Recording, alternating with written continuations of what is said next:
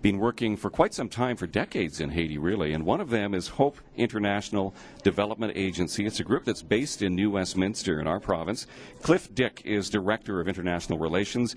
He's actually on his way to Haiti right now. We reached him just a couple of hours ago in the Dominican Republic and welcomed him to our broadcast. Thanks. Good to be with you. Please tell us about your plans and when you expect to actually arrive in Haiti. Okay, I got into Santo Domingo yesterday. I spent this morning with some colleagues of ours in the Dominican Republic.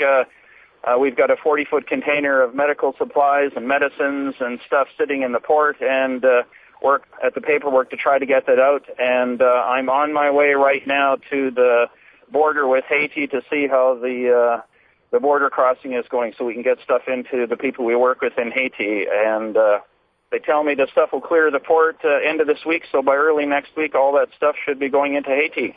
These medical supplies, where exactly will they go, and who will they be helping?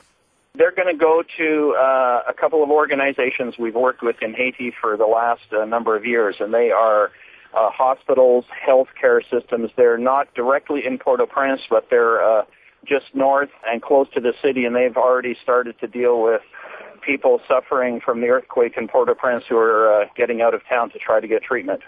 And could you talk a little bit about what it's been like trying to marshal this so quickly and get it inside Haiti?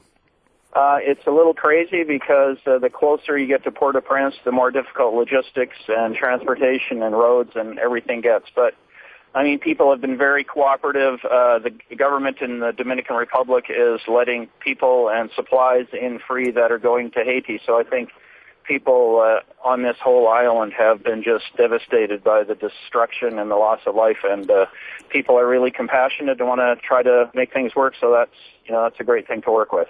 What is Hope International's history in Haiti?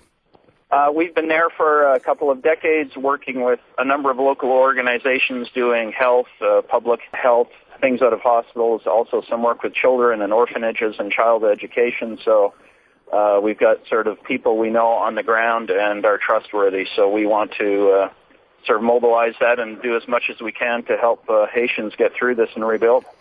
And a week into this, we are hearing that so much more help needs to get there, and that the international community isn't responding effectively enough. What do you make of that criticism?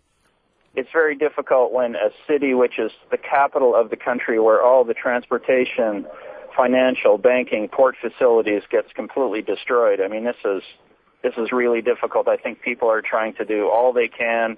It's going to take a long haul to rebuild, and that's what we want to do. I'm not going to go with the criticisms. I'm going to go with it's a very difficult situation. There's really a lot of people trying to do it, and we want to be there for the long haul. It's going to take a long time to rebuild. Yes, and we're talking today about that story of the history and what needs to happen next. And when you have so many individual NGOs operating, how do you actually come together, get focused on what the country's overall needs are? From our side, we're going to talk with the people we know. We're going to talk with people on the ground. We want to coordinate. We don't want to duplicate.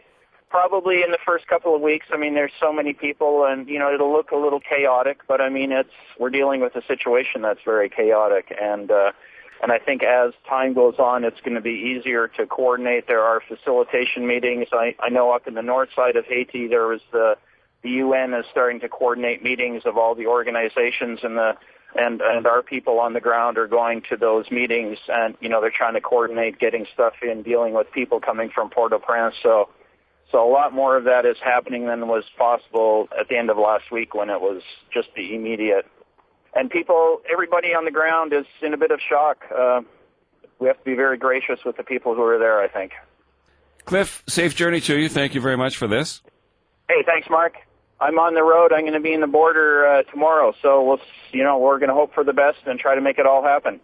That's the voice of Clifford Dick. He's Director of International Relations for Hope International Development Agency. It's based in New Westminster. He's on his way to Haiti right now, approaching the border. We spoke to him just a couple of hours ago, asking our listeners to tell us, too, what you're doing to respond to this crisis in Haiti, 669-3733 or 1-800-825-5950.